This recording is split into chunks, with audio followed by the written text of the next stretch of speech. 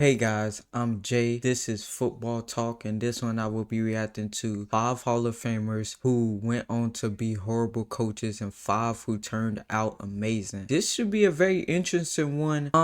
Let's see. I can't really think of too many off my head. Like 5. Like when I actually watch this, I'm gonna be like, okay, I know. And the player on the screen right now, I can't remember his name, but he played for the Hall of Famer, the Bears. But damn, I've seen him on the sideline plenty of times. I just can't remember his name. But we gonna see who the 5 worst were and the 5 best. Without further ado, let's jump right into it. Just because you're a great player doesn't mean you're going to make a great coach. Cannot play with them, cannot win with them, cannot coach with them. I want winners.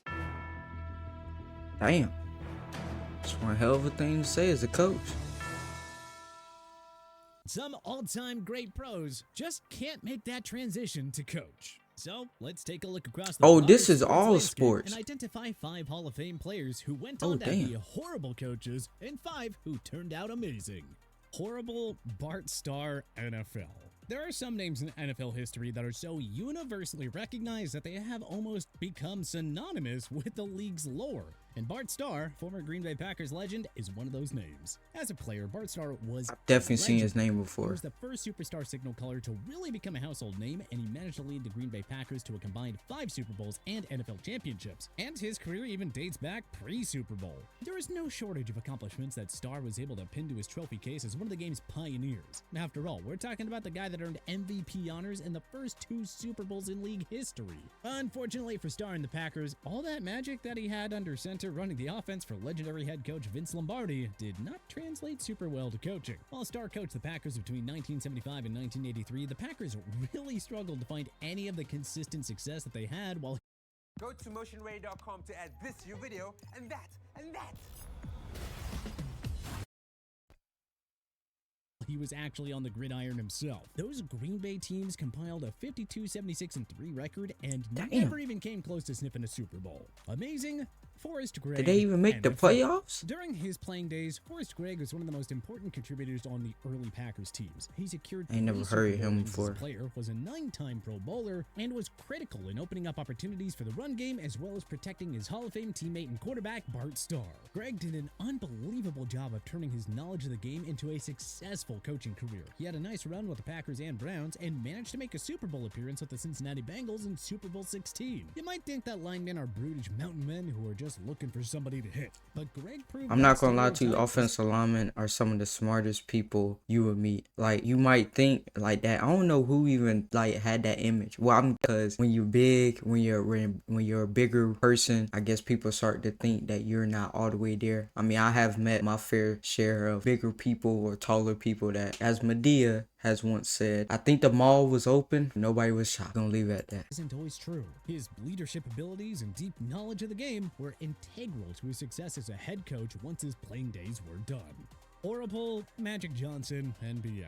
Magic Johnson was one of the most dazzling performers on the hardwood during his playing Magic days. Johnson was a Basketball coach? fans were amazed on a night-to-night basis with his versatility. Oh, and showmanship. owner. After all, he was the face of the Showtime Lakers. But it wasn't just that I forgot ridiculous about physical that. playmaking ability that allowed Magic to lead the Los Angeles Lakers to 5 NBA championships, during which he earned 3 MVP awards. Johnson was widely regarded as one of the most intelligent players that the game had ever seen. It was like he could see passing lanes that others couldn't, and he knew where his Like teammates Magic. were going to be before they did.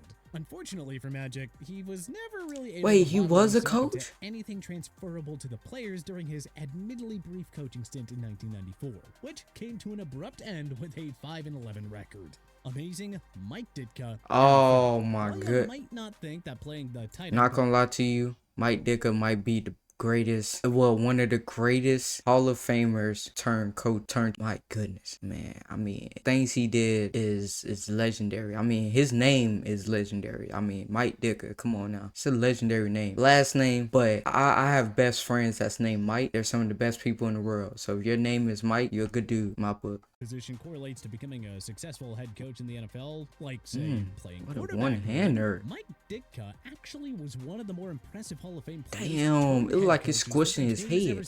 During his playing days, he was one of the toughest SOBs that the game He played ever for the produced. Cup. He Oh, I blocked like a bet. madman I'm and was tripping. way ahead of his game with the way that he could reliably catch the ball as a tight end at the time. Oh, With and no let's not gloves. forget, we're talking about a 5-time Pro Bowl selection. Ditka was as legit. Wait, he as played for the gets. What's Cowboys? interesting about Ditka as a coach is that he was able to find a unique way to take that identity he had as a player and integrate it into his team. That toughness and grit he played the tight end position with all those years became the culture in Chicago, and what I all remember of his that better teams picture. were known for. He wasn't a perfect coach, as he had some issues navigating the egos of certain star players. But he was pretty darn good, all this considered. He compiled a 121-95 record across his career and led the iconic 35 Bears to a blowout win in Super Bowl 20, which ultimately cemented their legacy as one of the greatest teams to ever line up on a football field. Horrible Mike Singletary, NFL.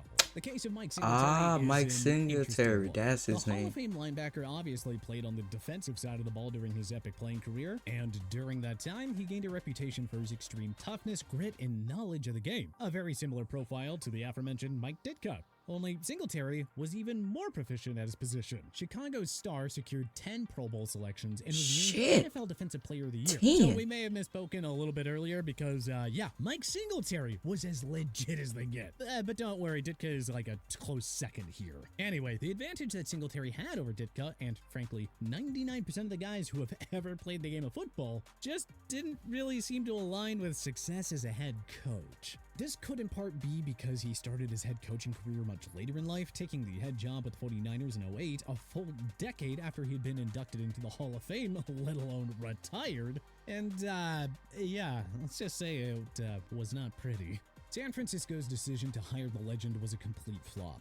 They recorded an 18-22 record, and he didn't even make it through the end of the 2010 season as the 49ers put him on the chopping block. Amazing? Joe Torre, MLB. Joe Torre is a unique case, as his managerial career was so impressive and admittedly distanced time-wise that it completely overshadows what was actually an insanely accomplished playing career that I'd bet a ton of today's fans aren't fully aware of. Back in his heyday, Torre was a 9-time MLB All-Star and even won National League MVP honors in 1971. It may have taken him a while to be inducted into the MLB Hall of Fame because of their ridiculous standards, but hey, he was legit. I have heard that the standards to get in the Hall of Fame in MLB the rest, as they is say, is history. He led the Yankees to 4 World Series wins in It's 96 quite- and it's- 3 in it's a row quite between tough. 98 and 2000. When all was said and done, he had recorded over 2,300 wins as a manager. Simply ridiculous. Horrible Ted Williams, MLB.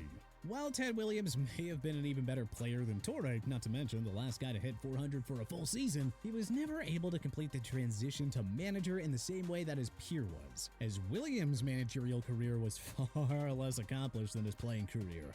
It's honestly not even worth comparing the two from a managerial standpoint. The delta between them is just too massive that there's really no clear lane to draw a comparison. It's like they had 2 different post-playing careers entirely. Looking more closely at what Williams did with the clipboard in hand, he finished his run as manager with a 273-364 record and no playoff appearances, which, let's face it, is a massive disappointment. When juxtaposed to his 2-time MVP, 6-time batting champion run with the Red Sox, Williams was a bona fide Hall of Fame player in every sense of the term. Unfortunately, coaching just wasn't his deal. Amazing? Bill Russell, NBA. When you talk about a guy that was able to take what he stood for as a man and frankly as a basketball player and open up new ways of thinking and being for the men around him, Bill Russell is the first name that I comes don't to remember mind. ever seeing Long Bill before Russell he was known coach. for being one of the great social I mean, activists of course, our time, because Bill I Russell mean, was a I leader probably on wasn't the even basketball born, court. but So much so that the 5-time NBA MVP I don't remember even had a hearing stint about where he was named the player coach of the Boston Celtics. Crazy as that might be to imagine in the context of today's sports, it's true. And Russell did a pretty damn good job at it too. The all-time How come great I don't catcher rem- 2 of his 11. Yeah. Yes, I repeat, 11 NBA championships while he was playing for and coaching the 11 team, which is an guys. accomplishment that I highly 11 titles. I think the closest is 6. That should let you know something. I'm pretty sure that's the closest. It could be somebody even closer to that. But 11 in the whoa, I better say NFL. shit, you get 11 NFL championships. God damn. But 11 NBA championships. Look, I'm sure that record would get broken, but maybe not in our lifetime. Ain't no maybe. More than likely, never in our lifetime. Especially the way the NBA is now. With the talent, I mean, they always had talent, but it's a different type of talent. But 11? That's stupid. Only doubt will ever be matched. It's interesting that Russell, unlike many other great players, even ones that exemplified strong leadership capabilities on the court, was able to rise to take that skill set and apply it as a coach. It wasn't just a matter of shouting rah rah and getting the guys excited before games either. Both as a player and a coach, Russell had a unique ability to set the standard for the way that the team needed to play, particularly when it came to the small things, and of course, the defensive side of the ball. As both a player and a coach, and a man really, Bill Russell will always be remembered as one of the best to ever do it. Horrible Wayne Gretzky, NHL. While today's hockey fans I think he's probably the most recognizable one that I know. There is very little chance that Wayne Gretzky is ever unseated as the GOAT of the NHL. I mean, his nickname was literally the Great One, and he set darn near every record in the sport, including the most points, and did so with such a massive gap between his competition. If what he accomplished as an individual wasn't enough, Gretzky's abilities also translated. I think he's the only hockey player that I know the name of. As he won 4 Stanley Cups as a player too. Looking back, however, it does appear that his translation abilities sort of ended there, as his tenure as the head coach of the Phoenix Coyotes was, well, not exactly successful. And not just compared to what he accomplished Phoenix as a player, Coyotes. it was just outright bad. He finished with a 143, 161, and 24 record, and the Coyotes never came close to simping the level of competence that Gretzky's team did during his playing days. Granted, the deck was in some ways stacked against him, considering the relative newness of the franchise and the region's relative disinterest in the sport as a whole, but hey, still, I think the entire world was expecting a bit more out of the Great One. Amazing Tommy Heinsohn, NBA. Many of today's NBA fans may know Tommy Heinsohn as the former broadcasting voice of the Boston Celtics, which he was for many years and with great success. But you know, there was actually a time when he was not only I gotta hear his voice. but he was also a great player. If I hear his voice, I'll probably be out. out. He was 8-time NBA champion as a player for the Celtics, which admittedly can be largely attributed to his legendary teammate at the time, Bill Russell. But he can't It's a hold cool-ass good picture. teammates against Tommy, especially not when he was a 6-time All-Star. Look how in his high own they right. short After was his back playing in the days, day. Heinsohn had the opportunity to coach the Celtics and lead the team to 2 NBA titles and 1 NBA Coach of the Year honors in '73. And yes, for anyone who was wondering, he carried that same animated bravado he had as a broadcaster during his playing and coaching career. Okay, But which of the I got one thing to say. The suit and tie. Just imagine you wearing a suit and tie as the coach in playing in basketball. You know how hot that's gotta be? And they keep the jacket on. I don't know. Not hell no. First and foremost, I don't like wearing button-up shirt unless I absolutely have to. Let alone the damn jacket with it. Look guys, let me tell you this. When I went to prom, right? As soon as we got in and they stopped taking pictures and stuff, excuse my friend, and they stopped taking pictures and stuff, your boy, everybody, all the guys took off their jacket. Now how hot it is? Now imagine a full NBA game, you walking around in that upset, you're mad, you're happy. No, that's a workout. Damn. But that's gonna do it for me, guys. Wait, is that it? Hall of Fame players do you think were best head coaches, and who do you think were the worst? Was there anyone that we may have missed? Let us know in the comment section below. If you liked this video and learned a thing or two, That's gonna do it for me, guys. Hopefully you guys enjoyed this reaction. Love you guys. I'll see you guys in the next one.